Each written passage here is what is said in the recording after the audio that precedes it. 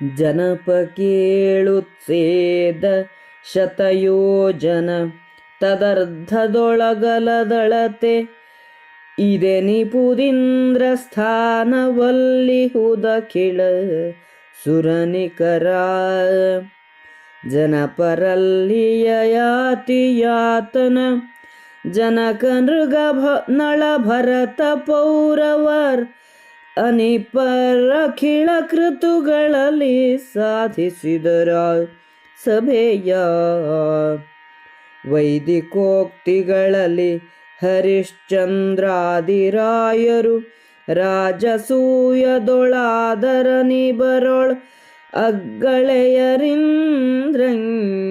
ಸರಿ ಮಿಗಿಲು ಆ ದೊಡ ಪುರುಹೂತ ಸಭೆಯೋಪಾದಿಯ ಮನಸ್ಥಾನವಲ್ ಈ ವಿಷಾದದಲ್ಲಿ ನಿಮ್ಮಯ್ಯ ನಿಹನಾತನ ಸಮೀಪದಲ್ಲಿ ವರುಣ ಸಭೆಯೊಳಗಿಹವು ಭುಜಗೇಶ್ವರ ಸಮುದ್ರ ನದಿ ನದಾವಳಿ ಗಿರಿತರೂರಜವೆನಿಪ ಸಂಖ್ಯಾರಹಿತ ವಸ್ತುಗಳು ಅರಸ ಕೇಳು ಕುಬೇರ ಸಭೆಯ ಪರಿಯಗಲವೆಂಬತ್ತು ಯೋಜನ ಹರಸಖನ ಸಿರಿ ಸದರವೇ ಭೂಪಾಲ ಕೇಳೆಂದ ಬಗೆಯೊಳಗೆ ಮೊಳೆವುದು ಚತುರ್ದಶ ಜಗವೆನಲು ಜಾವಳವೆ ತಸ್ಯೋಲಗದ ಸಿರಿ ಪರಮೇಷ್ಠಿಗೆ ನರಿದೈ ಮಹೀಪತಿಯೇ ಸುಗಮಗಾನಿಯರುಪನಿಷದ ವಿದ್ಯೆಗಳು ವೇದ ಕ್ರತು ಪುರಾಣಾದಿಗಳು ಬಿರುದಾವಳಿಯ ಪಾಠಕರಾತನಿದಿರನಲೇ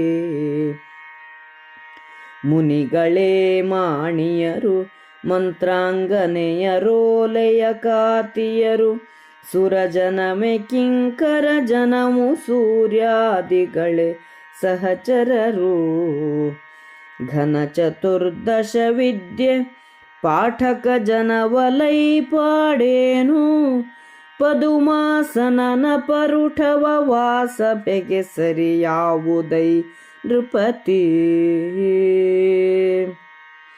ನಾರದನು, ರಾಜ ಕೇಳು, ಊರ್ಧ್ವಲೋಕದಲ್ಲಿರುವ ಇಂದ್ರನ ಸಭೆಯು 100 ಯೋಜನ ಉದ್ದವಿದೆ, 50 ಯೋಜನ ಅಗಲವಾಗಿದೆ. ಅಲ್ಲಿ ಎಲ್ಲ ದೇವತೆಗಳೂ ಇದ್ದಾರೆ. ಯಯಾತಿ, ಆತನ ತಂದೆ ನಹುಷ, ನೃಗ, ನಳ, ಭರತ, ಪುರೂರವ ಮೊದಲಾದ ರಾಜರು ಸಮಸ್ತ ಯಜ್ಞಗಳನ್ನು ಮಾಡಿ ಸ್ವರ್ಗದಲ್ಲಿರುವ ಆ ಸಭೆಯನ್ನು ಪಡೆದಿದ್ದಾರೆ. ವೇದ ವಿಧಿಯಂತೆ ಹರಿಶ್ಚಂದ್ರನೇ ಮೊದಲಾದ ರಾಜರು ರಾಜಸೂಯ ಯಾಗವನ್ನು ಮಾಡಿ ಇಂದ್ರನಿಗೆ ಸರಿಮಿಗಿಲಾಗಿ ಸ್ವರ್ಗದಲ್ಲಿದ್ದಾರೆ. ಯಮನ ಸಭೆಯು ದೇವೇಂದ್ರನ ಸಭೆಯಂತೆಯೇ ಇದೆ. ನಿಮ್ಮ ತಂದೆ ಪಾಂಡುರಾಜನು ಯಮಲೋಕದಲ್ಲಿ ವಿಷಾದಭರಿತನಾಗಿ ಯಮನ ಸಮೀಪದಲ್ಲಿದ್ದಾನೆ. ವರುಣ ಸಭೆಯಲ್ಲಿ ನಾಗರಾಜರು, ಸಮುದ್ರ, ನದೀನದಗಳು, ಬೆಟ್ಟ, ಕಾಡು ಮೊದಲಾದ ಅಸಂಖ್ಯ ವಸ್ತುಗಳಿವೆ. ಕುಬೇರನ ಸಭೆಯು 80 ಯೋಜನ ಅಗಲವಾಗಿದೆ. ಶಿವನ ಮಿತ್ರನಾದ ಅವನ ಐಶ್ವರ್ಯವು ಸದರವಲ್ಲ, ಎಣಿಕೆಗೆ ದೊರಕುವುದಲ್ಲ. ಬ್ರಹ್ಮನ ಮನೋಸಂಕಲ್ಪದಿಂದ 14 ಲೋಕಗಳು ಹುಟ್ಟುತ್ತವೆ ಎಂದ ಮೇಲೆ ಅವನ ಆಸ್ಥಾನದ ಐಶ್ವರ್ಯವು ಸಾಮಾನ್ಯದ್ದೆಂದುಕೊಂಡೆಯ? ಬ್ರಹ್ಮನಿಗೆ ಏನು ಕಡಿಮೆ? ಅವನಿಗೆ ಸಾಧ್ಯವಲ್ಲದ್ದು ಯಾವುದಿದೆ? ಉಪನಿಷತ್ ವಿದ್ಯೆಗಳು, ಅವನ ಆಸ್ಥಾನದಲ್ಲಿ ಸಂಗೀತ ಹೇಳುವವರು, ವೇದಗಳು, ಯಜ್ಞಗಳು, ಪುರಾಣಗಳು ಬ್ರಹ್ಮನ ಹೊಗಳು ಭಟ್ಟರು.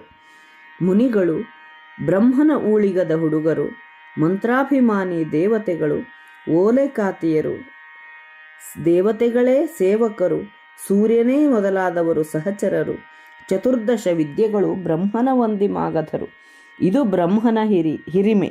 ಬ್ರಹ್ಮನ ಸಭೆಗೆ ಯಾವುದು ಸರಿ ಎಂದನು.